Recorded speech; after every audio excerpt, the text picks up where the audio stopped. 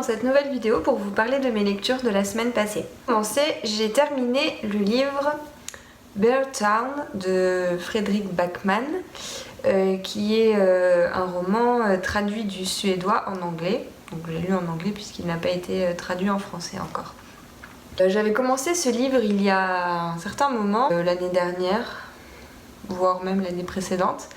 Et je l'avais laissé de côté parce que j'arrivais pas à me plonger dedans. Je me suis dit, bon bah, comme j'aime pas abandonner les livres, je l'ai juste laissé de côté en me disant que je le reprendrais. Donc c'est rare que je fasse ça, mais voilà, j'ai quelques livres que j'ai commencé et je me suis donné justement cette année le défi de finir tous ces livres que j'avais laissés de côté. Bon, ça se compte sur les doigts d'une main, hein, mais voilà, il faut quand même réussir à faire l'effort de se replonger dedans quand on a abandonné un livre, c'est pas forcément toujours facile. Donc j'ai repris ce livre début août et finalement je l'ai trouvé très facile à lire. Alors une fois que je me suis un petit peu replongée dans l'histoire, parce que bon, j'avoue que j'avais oublié quelques petits détails. Donc on se trouve dans une petite ville suédoise, un petit peu perdue au milieu de la forêt, comme on peut voir sur la couverture, dans laquelle le hockey tient une place très importante dans la vie des habitants. Ce qui est vraiment chouette dans ce roman, c'est qu'on va suivre beaucoup de personnages. Dans chaque chapitre, on suit plusieurs personnages, donc c'est vraiment sur des paragraphes courts, ça fait maximum 3 pages. Au début, ça peut nous perdre un petit peu, justement, comme il y a beaucoup de personnages, mais ça devient très intéressant au fur et à mesure de l'histoire, quand on commence à connaître mieux chaque personnage. Donc un événement très grave va bouleverser la vie des habitants. Et on va donc voir les conséquences de cet événement et la façon dont le vivent chacun des habitants, mais surtout les principaux concernés. J'ai trouvé l'écriture très belle, ce qui m'arrive assez rarement dans les livres en VO, surtout les livres young adult. Je sais pas vraiment si c'est du young adult en fait, vu qu'on suit des ados mais aussi des adultes. Bon, dans tous les cas, j'ai beaucoup aimé l'écriture. Elle est vraiment pleine de sensibilité, donc finalement c'était une très bonne lecture que je vous recommande si vous lisez en anglais et si vous aimez les romans qui traitent de sujets assez durs comme on a beaucoup en ce moment.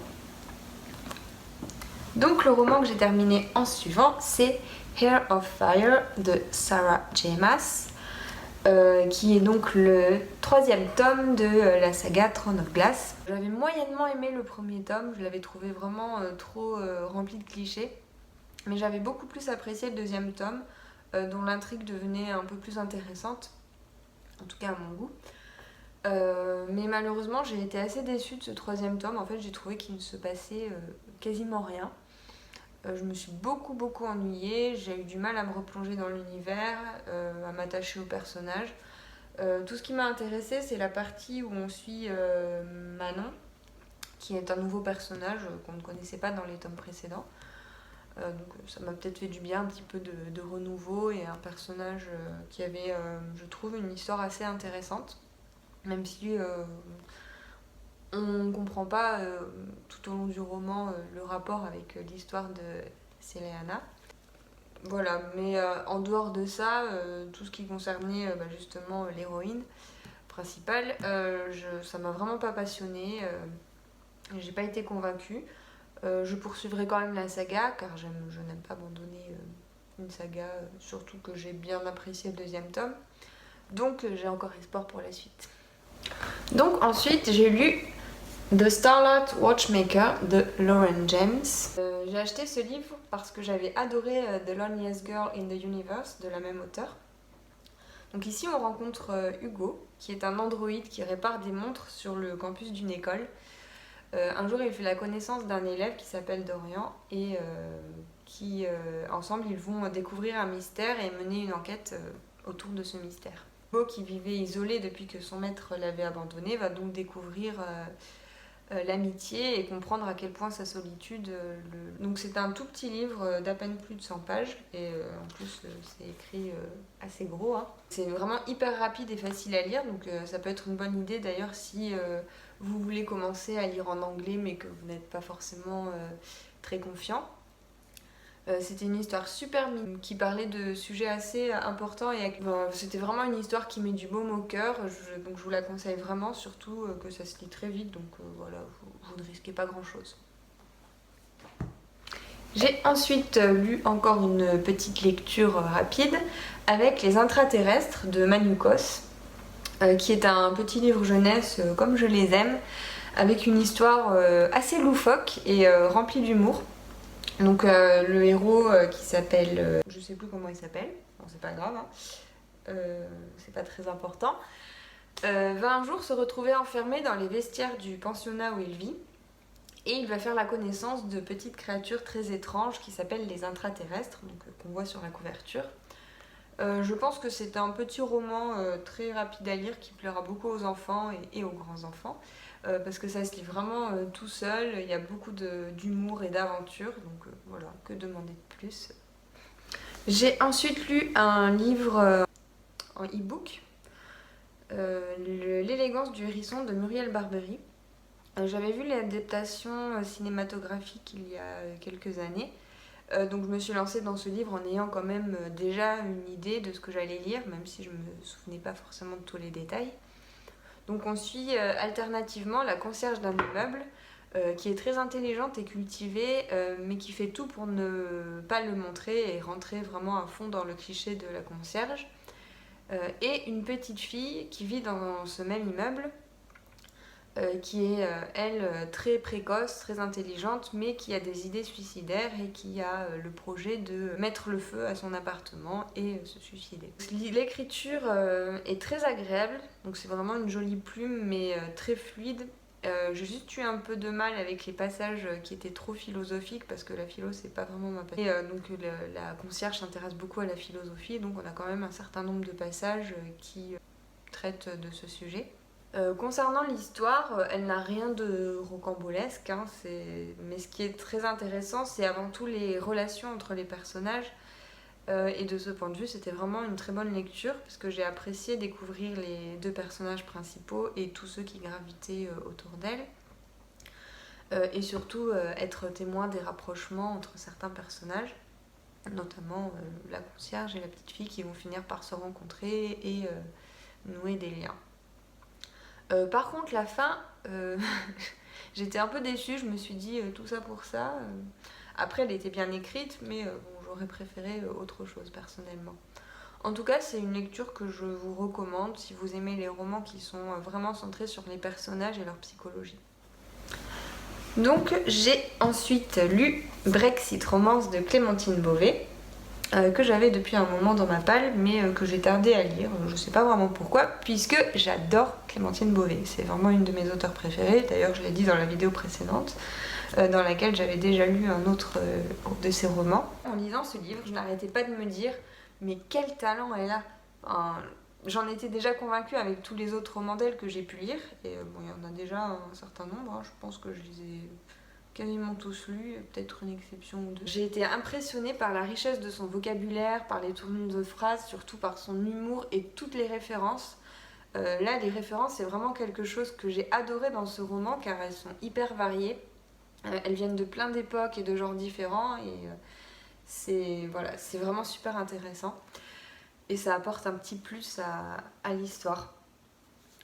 Donc pour parler d'ailleurs un peu plus de l'histoire, on fait la connaissance de plusieurs personnages, dont Justine, une Anglaise qui a décidé, à la suite du Brexit, de monter une entreprise qui arrange des mariages entre Français et Britanniques pour que ceux-ci puissent obtenir un passeport européen. On suit également Marguerite, oui c'est ça, Marguerite, donc qui est une jeune Française orpheline qui vient à Londres dans le cadre d'un opéra dans lequel elle chante.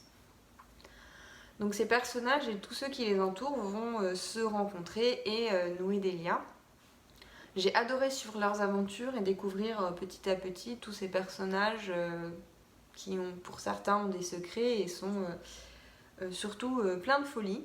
Les livres de Clémentine Beauvais ont vraiment ce don de mettre de bonne humeur.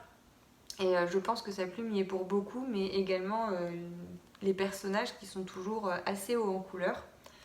Bref, si vous aimez les livres pleins d'aventures avec des personnages mémorables et beaucoup d'humour, jetez-vous sur ce roman ou sur Les Petites Reines de la même auteure, qui est, je trouve, celui qui ressemble le plus à celui-ci dans le style d'intrigue. J'ai ensuite lu un manga, le tome 3 d'un manga qui est Les Liens du sang de Shuzo Oshimi. vraiment un sacré manga celui-là. On suit un petit garçon de 12-13 ans dont la mère, qui est ici, est vraiment très très particulière. Donc il y a des scènes assez traumatisantes. Et l'auteur arrive vraiment à nous faire sentir mal à l'aise pour ce petit garçon qui vit des choses vraiment difficiles.